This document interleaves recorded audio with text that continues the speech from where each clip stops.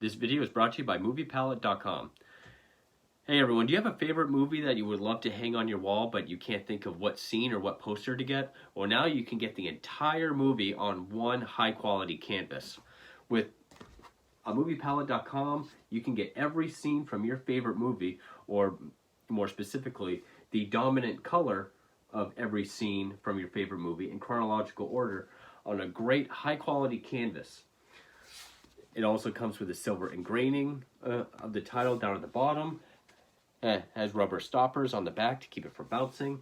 And they have a huge catalog of what to choose from. Whether you're a horror fan, or a fan of sci-fi, Marvel, Japanese anime, Disney animation, drama, or Oscar classics, there's a movie palette for you. Right now, MoviePalette.com is having a sale for 50% off for their Halloween sale.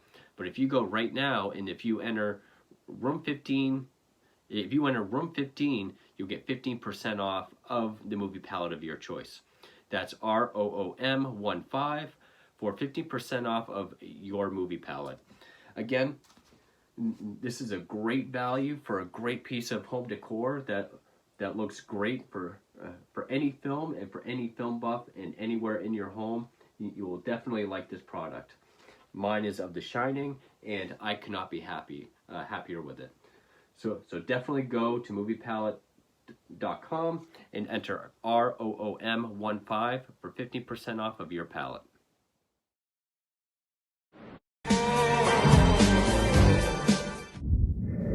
Hey horror fans, welcome back to Room 237, back with another review. As I continue my month of October run through of Stephen King film adaptations and horror anthology films. And this is another anthology. This is one that I picked up about 2 years ago when I was actually building up my anthology collection. Another one I never got to back then or last year. And it's one I didn't know a thing about. I didn't know who was in it. I didn't know anything about the stories. I actually didn't even know this was a TV movie. And I actually thought this was an 80s film, but it came out in 1977. But yeah, it has 3 stories and is actually very, very similar to a previous made-for-TV movie. And it's a Dan Curtis film, Dead of Night, which this was put out by Dark Sky. It does come with another film, A Darkness at Blaze Dawn, if I pronounce that correctly. It's another Dan Curtis film. I've never seen it. I don't know anything about it. But yeah, aired 1977, and the fact that it's a TV movie directed by Dan Curtis, based on stories by Richard Matheson. I could be wrong. I think he wrote the stories for the screen, but they're based on previously published stories. So the fact that, it has all those 3 things, it can be seen as sort of like a spiritual sequel to the cult film Trilogy of Terror, even though there was a sequel to Trilogy of Terror. Except for the first film. The first film is based on a story by Jack Finney, who of course wrote the 55 novel, The Body Snatchers. A Darkness at Blaze Dawn is the TV pilot episode of Dead of Night, because apparently this was going to be an anthology series, kind of like Twilight Zone, which would make sense, especially if you have someone like Richard Matheson involved, because he wrote 16 episodes for Twilight Zone. So, but yeah, I'm guessing kind of like that one Karloff show that I have a DVD of that just never got picked up. But yeah, it does kind of feel like a Twilight Zone knockoff, especially the first story. Not as good as something like Night Gallery.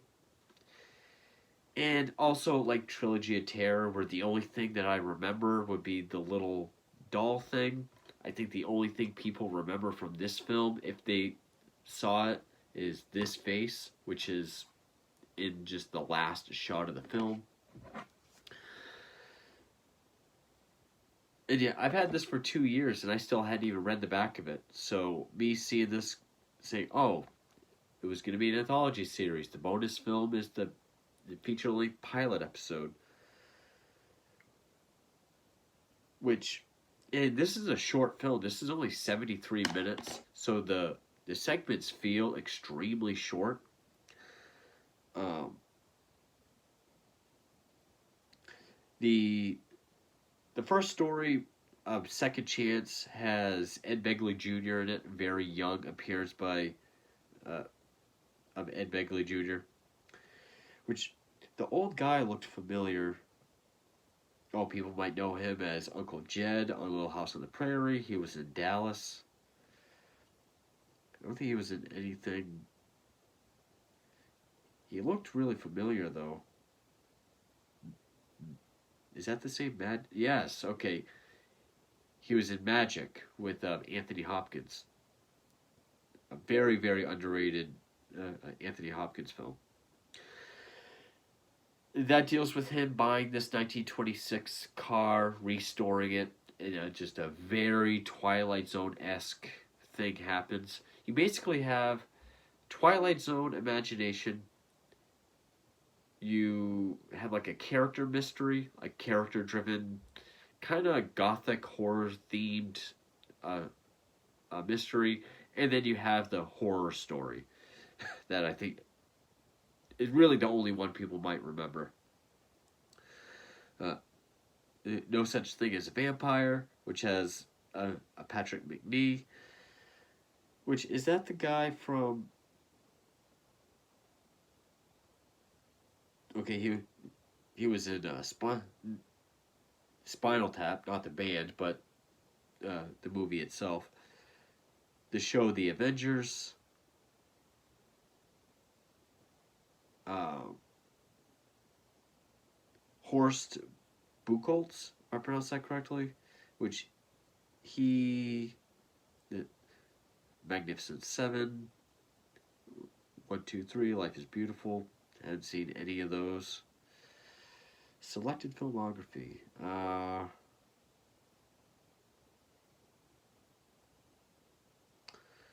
Nope, I hadn't seen any of these films. Patrick McNee did look familiar though. That's probably the best acted segment of the three of them. Basically, this guy's wife is attacked. He thinks it's a vampire. He calls this professor to come check it out, and he instills the idea that there's a vampire around, and just the paranoia within this old Victorian Gothic mansion.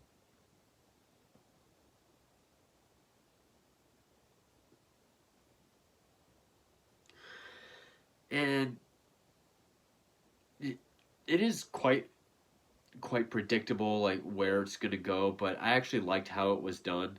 I would actually say this might be my favorite segment out of the three, even though a lot of people will probably say the third story, Bobby.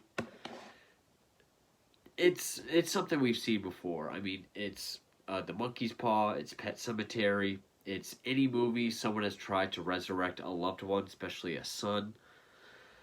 Uh, it is basically kind of a one person performance. It's Joan Hackett plays Mother. Lee H. Montgomery plays Bobby, which I know he was in Ben. Yeah, he was in that movie Ben. It it hints towards some idea, but it doesn't delve into it very much. I wish they delved more into it because it kind of leaves the ending like, well, so why did that happen?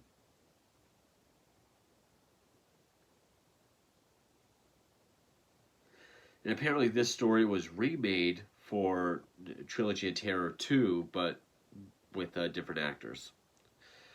So, yeah, maybe this is a prototype for a sequel. But, I mean, it's still along the same lines as Trilogy of Terror. I mean, the same people behind it, made for TV. But there's not really a whole lot to say about it. The acting is there. I didn't really notice any bad acting. Um, it is kind of predictable where each story is going. Uh, Not really anything we hadn't seen before. And also just the title Dead of Night. It's not to be confused with the Bob Clark film, which is also known as Death Dream, which I have reviewed. Uh, Maybe there would have been better stories had this been picked up for a series, but kind of like the Twilight Zone movie when they just remade classic episodes. Even then, there's a few in there like, why'd you remake that one? Like the Kick the Can episode. Why did Spielberg remake that for the Twilight Zone movie?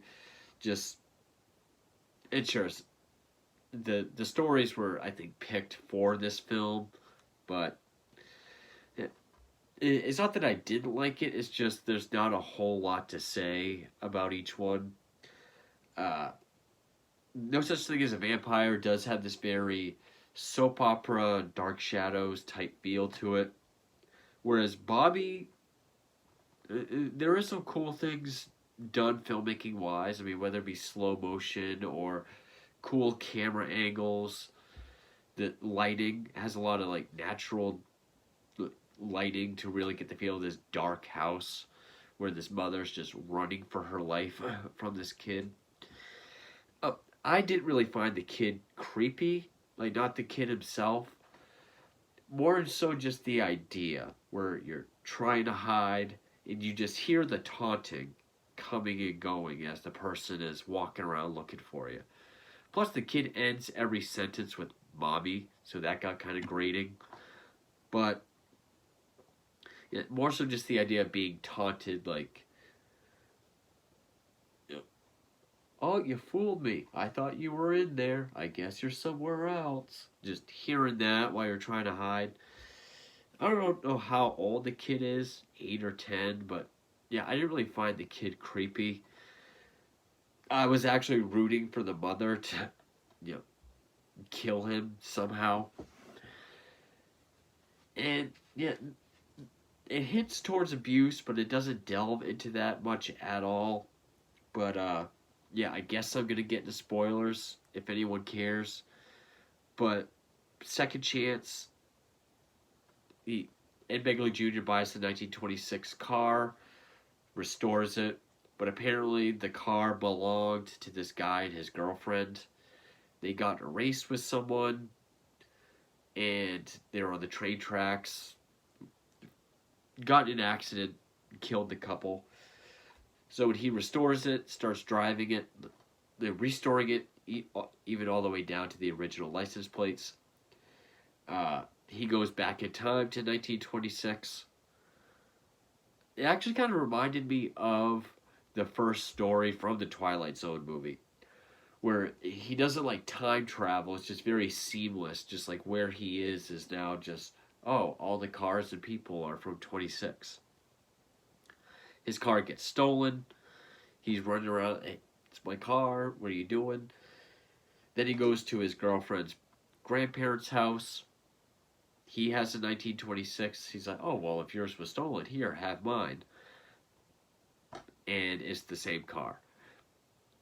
Because his car was stolen and, you know, he was kind of stopping traffic and getting in everyone's way, he thwarted that race that caused the accident so that guy could go on and live, marry his girlfriend, be old, and have a granddaughter. So, kind of Twilight Zone-y. No Such Thing as a Vampire. I like the paranoia that was building. Like, even, I think it was the butler is super terrified, putting garlic on his door and whatnot. But basically, the guy that comes to help. Oh, wait, no. Is it the guy that helps, or was it.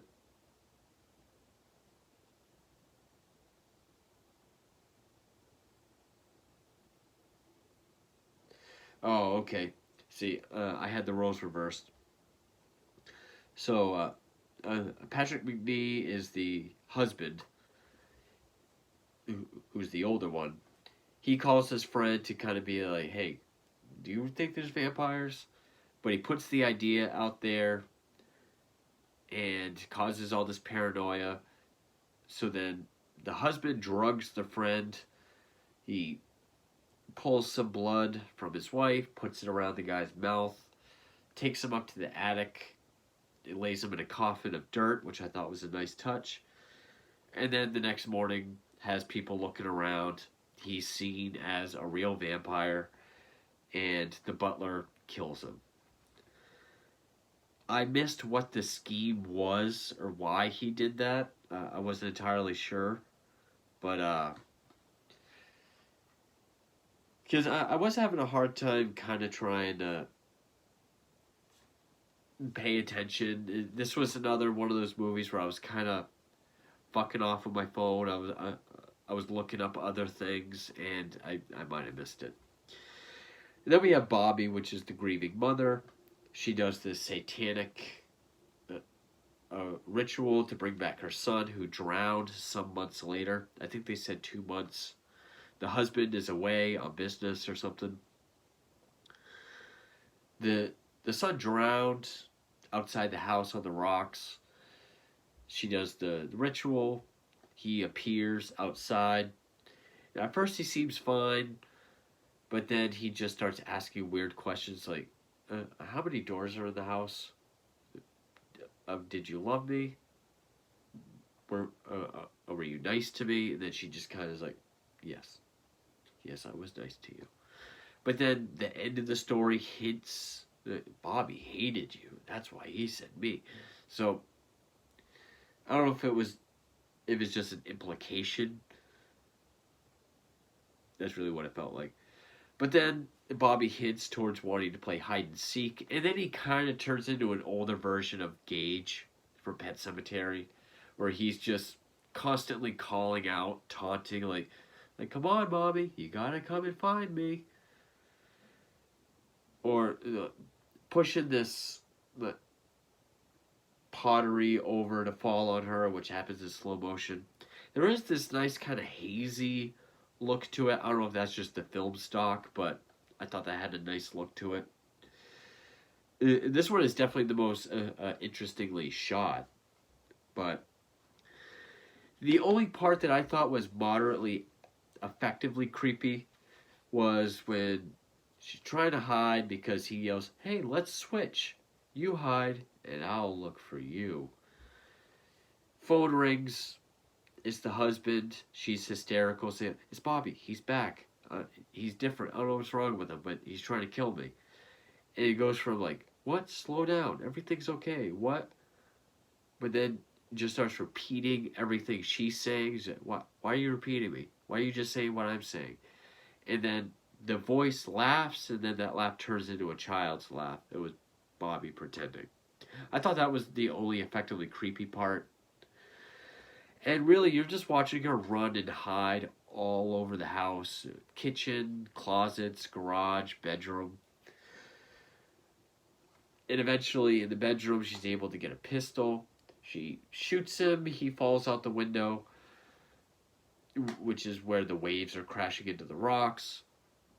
We see her cry, which, like Pet Sematary, I get that horror idea where someone you love so much you bring back, but they're evil, so then you have to kill them, but in your mind, they're still that person. Yeah, I get that. I almost found the kid more annoying than anything. The situation was creepy, but... And then he shows up again. It can apparently be in two places at once, because she's going down the stairs, door flies open, she turns around to go up the stairs. He's there. He yells, die, pushes. Falls down the stairs in slow-mo. And then that's the Bobby hated Mommy. That's why he sent me. And then he turns into this face for like a second and a half. And that's probably the only image people really remember from this film. Kind of like the wooden doll from Trilogy of Terror. Even though I say Trilogy of Terror is a better made movie than this. I did forget to mention there's no wraparound. No wraparound.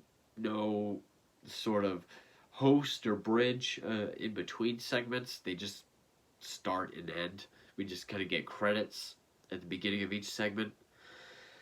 So, apart from the worst I've seen, I it's definitely like a third-rate Twilight Zone.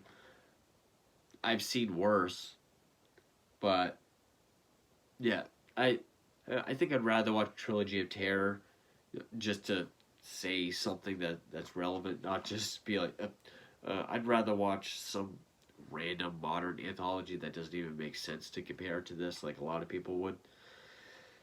But yeah, not really anything special. I can see why this is not really the cult hit or the cult classic that Trilogy of Terror is. I might say No Such Thing as a Vampire might be my favorite of the three just because I liked the acting, I liked the paranoia, more so the character drama. But Bobby was filmed well. It did have a lot of camera tricks and angles, and there's definitely the big horror story of the three. Second Chance was just very forgettable. That was definitely like a third-rate Twilight Zone. But that's 1977's Dead of Night. So I do have a few more I want to get to. I have a few more I want to review that I've already watched before October ends. I don't know if I'll get to another Stephen King film. There's one more that I own that I wanted to get to. I am very eager to start the marathon I have planned for November. I'll explain what that is as we get closer. But there are a few more reviews I have planned, and then maybe a couple more I'll get to. We have less than a week left of October, so stay tuned for those, and thank you for watching.